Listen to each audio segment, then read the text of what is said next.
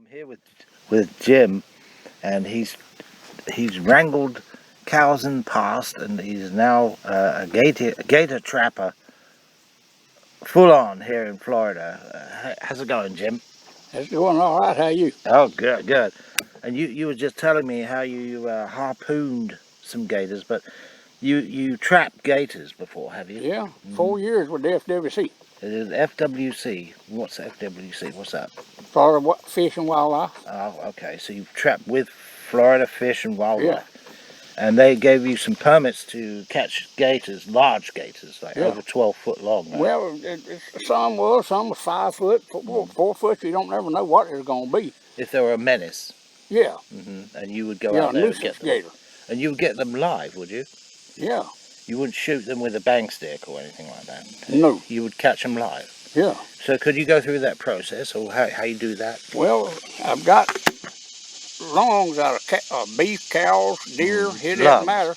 Lungs. And you take it like a shark hook and put it in there and throw it on a buoy with some 550 paracord and throw it and let it drift down the river to him, and he go in there and catch it, and you just watch him. Let him go over until you see him swallow it.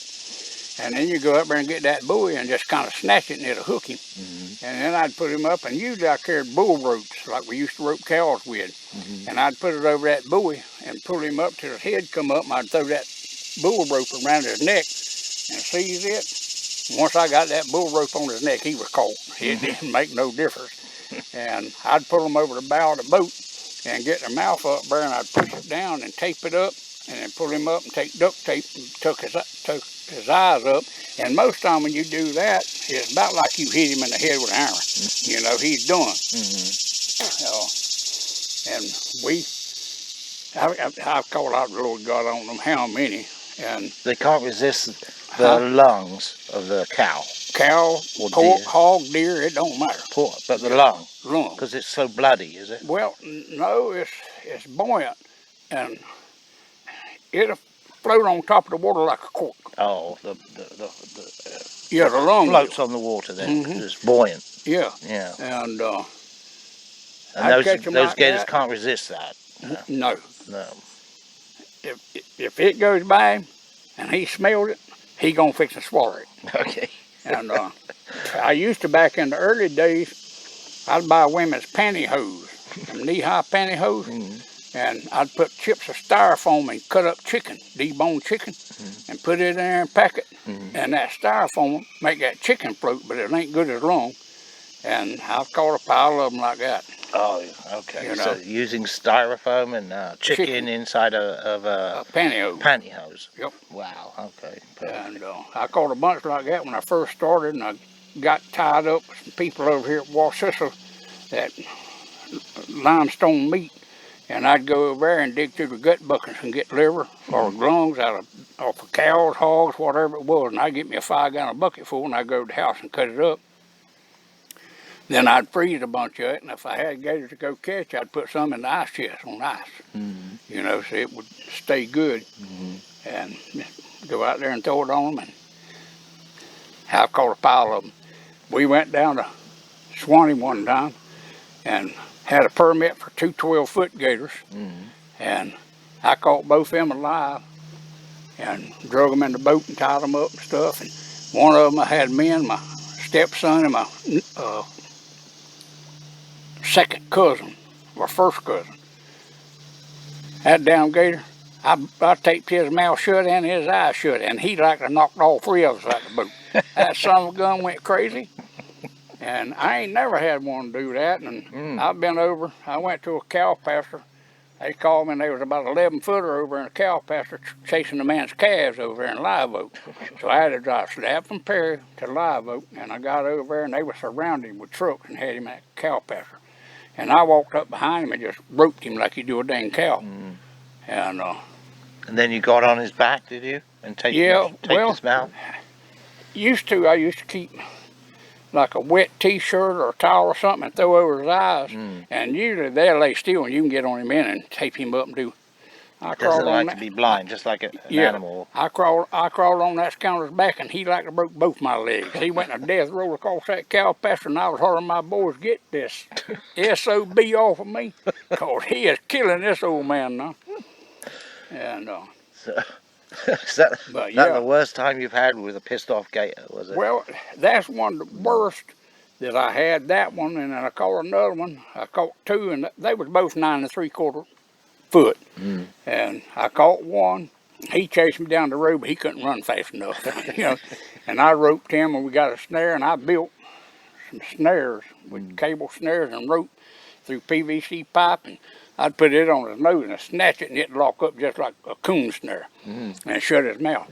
Huh. And but we And you caught have that. a method that you use a harpoon with. How do you use it? I had a harpoon with rope on it and a harpoon, and I built some and had cables, and you run it through the center of the harpoon, and when you gig him and it goes under the skin and you snatch it, it turns sideways under the skin. Because if you don't, it just come back out.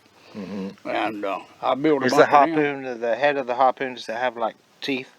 them. Well, it's got a point on one end, and you slant it back. So when you set it, it'll turn toward that slant, it just turns sideways. Okay. And you know, and And you used to, how did you harpoon the alligator?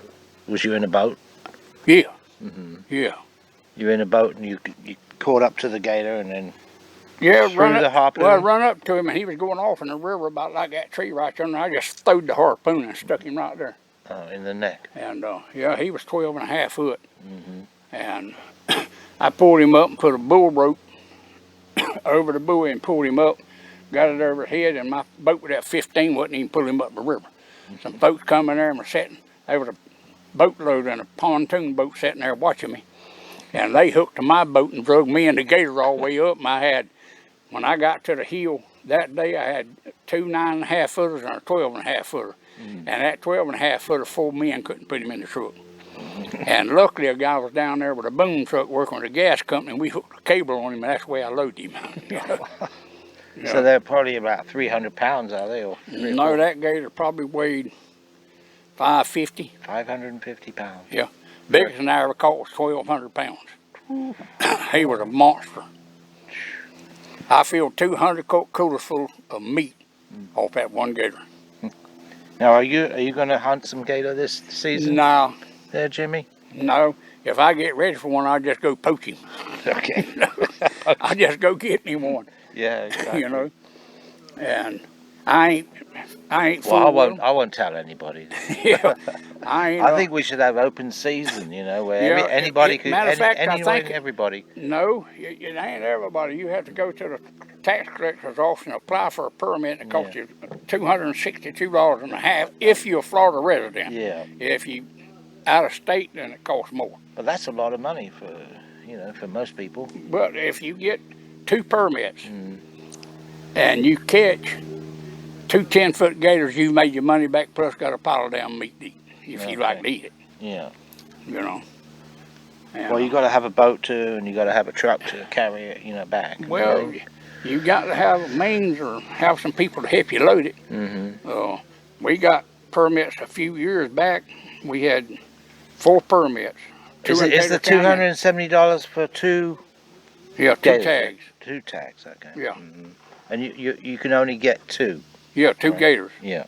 And it costs you $262.50. And if somebody's hunting with you, they're supposed to pay $50 for a helper's A helper. deal. Okay. Hell, most of mine was friends from down south, and we just go. And we had 4 permits, and I filled all 4 of them in 2 days. Well, you're very experienced at catching alligators. Oh. We're glad to have talked to you. Here in this beautiful spot. Is this one of your favorite spots to be? No, not really. Where I'd are rather we? be on the Osceola. Where are we right now? We're at Jim? Goose Pasture right now. Goose Pasture. Yeah. And you live in Perry, is it? Yeah, if you could go down that river to the left and hit the half-mile rise, and if you go all the way through them woods, when the Nuttall rise comes up over there, and it ain't nothing but sinkholes through them swamps until you get the Nuttall rise, and it pops out of the ground, and it runs from there all the way to the ocean. That's where I live. Oh, well, interesting. Yeah. Nuttall Rise, huh? Yep. And you live near some sinks down there, right? No, I live just about 400 yards from where the river comes back up and runs to the Oh, interesting. ocean. Oh, interesting. You know. Well, it sure has been nice talking with you there, Jim. Oh, Thanks yeah. for the interview, and I'll put this up on YouTube maybe, huh? Yeah. And Well, give some people some inspiration. hey, I tell you, one of my buddies, old Marty Sutherland, was gator hunting with me, and I had an old boat. Had a 15 horse on it, I think, at the time. And we went to Cherry Lake up there, and had a couple permits up there, and I caught a 12.5 footer in the middle of that up there, and I had to get some bass fishermen to come over and help me load him up, you know. And but we went up there, and old black guy at FAMU radio station up there, he went with us. I swear to God, you could pick him up and stick him in that tree right there, old skinny fella, but he was about 6'5". And we went in there and went to run that line. We didn't have a gator that time. And one of them old pike jumped in the boat and went flopping in the bottom of the boat. And I like to jump out, and the black boy like to jump out, and Marty like to jump down. He was a flopping scared of fire, all of us. And I went back the next time, and I caught the gator, and he wasn't about a 5 footer, and I caught him and pulled him up in the boat, taped him up, and I was just holding him in my hand, and Marty was running the boat. And I looked around the old black boy, and when he was interviewing, a red light come on him. And I was sitting there watching it, and I turned around looking. If that red light was off one time, and I turned around, shook that gator, and went screaming. He fell over off that 5-gallon bucket. And me and Marty like to have tried. And then we got to the truck, and I put him in the truck. Had a 5-gallon igloo cooler with ice and water in it. And he was sitting up there, and he said, "Can I touch him?" I said, "Yeah, you can touch him. I got him tied up and taped up. I mean, he can't bite you." I said, "But now he can still hurt you with that tail." He reached over and he said, "He's soft." I hit that cooler and screamed. I swear to God, his feet went up above the top of the truck. But I've had some fun with it. Oh, that sounds like a lot of fun. I wish I could do it again. Okay. You know, but I'm getting too old. Like I said, if God blesses me to live till February, I'll be 70. Oh, well, that's great. So you're certainly an experienced trapper of alligators, and we hope you're around a lot longer to come. I hope. Okay. I tried to go back into it, and some boy out here got Taylor County, but when I was trapping, I had 5 counties. I had Taylor, Madison, Lafayette, Dixie, and Swanee counties. And yeah, you talking about burn some gas? Yeah. You know, I had to buy a new truck every 3 years. You know, but we caught a pile of gators. I swear. Wow. You know, and I loved it. But we finna get out of here. I'm finna get that down air condition that truck. Okay. Yeah. Well, nice talking with you there, Jim. You too, bro. All right, here at the beautiful Goose Pasture Yep, on a beautiful this is what they call Goose Wednesday at 5 o'clock in the afternoon, about 95 degrees. Pasture. Yeah. Yeah. Or 98. Yeah, 98. Well, we're on 98. Right, there's 98 right there. Okay. Well, let's say the other way. Blessings to you and your friend. Bye-bye. Take care, bro.